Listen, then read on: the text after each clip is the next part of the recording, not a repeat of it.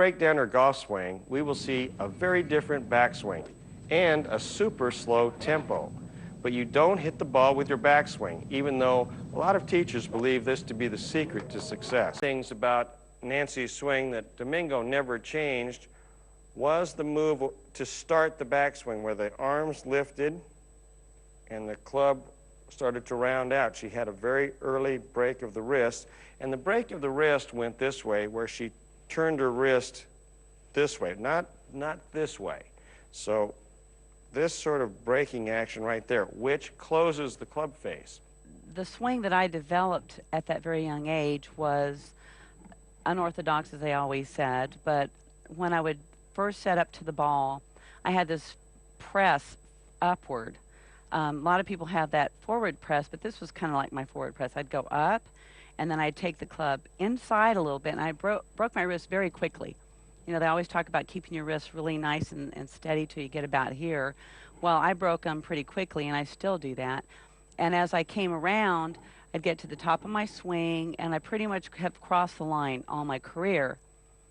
But like my dad always said, it's not what happens up here. He says it's what happens right here, where the ball is, coming into the ball and hitting the ball. So I always just kind of played like that. So when I took the club back, even though I crossed the line, I felt like when I came back in, I had my right elbow tucked, came back into the shot, and pretty much very square, a very square club head at impact, which helped me through all these years to hit the ball very straight. Always kept my eyes behind the ball, good impact position, and extension down the line was really important, and I always had that. So I kept that club head square, extension all the way down the line towards my target. When you watch a swing like Nancy Lopez, at first you might easily see some odd or different things. But if you continue to watch a player's swing, watch Nancy hit ball after ball, you start to say, hey, that looks pretty good. And then after a while, it looks great, because that ball is rocketing off the club face. It's happened from about waist high into impact and through to that complete finish. And Nancy Lopez, yes, did some things different, but it was beautiful to watch. The thing that I noticed with Nancy was the aggressive manner that she putted with. It was nothing to see her run the ball 4, 5, 6 feet past the hole if she missed. But she always made the putt coming back. I, again, would relate her to Arnold Palmer. Young Arnold Palmer did the same thing. He was on go, trying to make every putt. That's what it seemed like when I watched Nancy, that she was actually trying to make the putt from everywhere, and she just smoked them right past, having no fear of making the comebackers. So if you're great from 3, 4, 5, 6 feet, you can be a much more aggressive type of putter. At the top of the backswing, Nancy had that club face pretty close, and I'd like to talk about how a great player changes that club face at the top from being closed to having it square down at impact. Now, interestingly, many great players had the club closed at the top, or do right now have the club face closed at the top.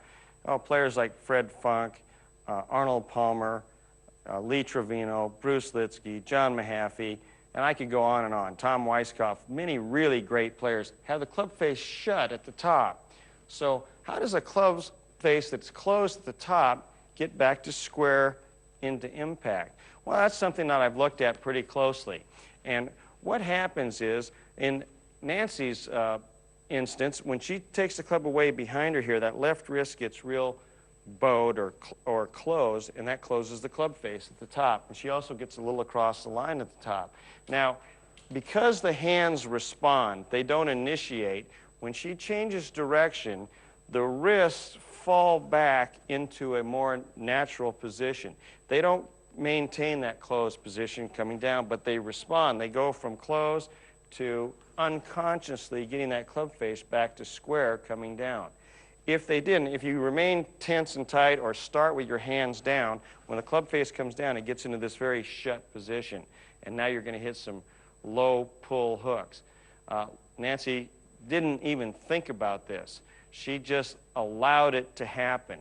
So there's a response, or the club falling into a slot. So the club face being closed at the top changes unconsciously because of good body action and good motion here. And when she gets to halfway down, the club face is in perfect position. Obviously, the club face is square at impact because she hit great golf shots. But that's how I think it's done.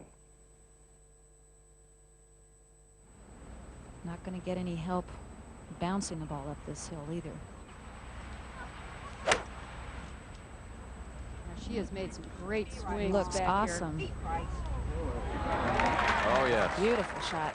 For sure, Nancy's swing proves the backswing can be highly overrated and that the swing through the ball can be highly underrated. The fact is, Nancy Lopez was great through the golf ball. Her mechanics and her swing arc were great in the area where it counted most. Lastly, happened to the world's #1, why Lorena. So now she's got this left for par. So can she get it up and down? Oh, yes, she can. Curls it in. She's still tied for the lead at 8 under. Now Stacy Lewis at 18. 9-footer for birdie to take the lead. And she just sneaks it on the left side. A third round 67. Wonder how she's going to handle today. He said, I'm not sure if she'll ever face anything tougher than what she's already overcome. It seemed to me that Stacy's kind of in a situation I've got nothing to lose. Stacy is in a no-lose situation. That sounds serious, and it is. But the labrum is a completely different problem. It's cartilage around, the ball and socket. That's what your labrum is.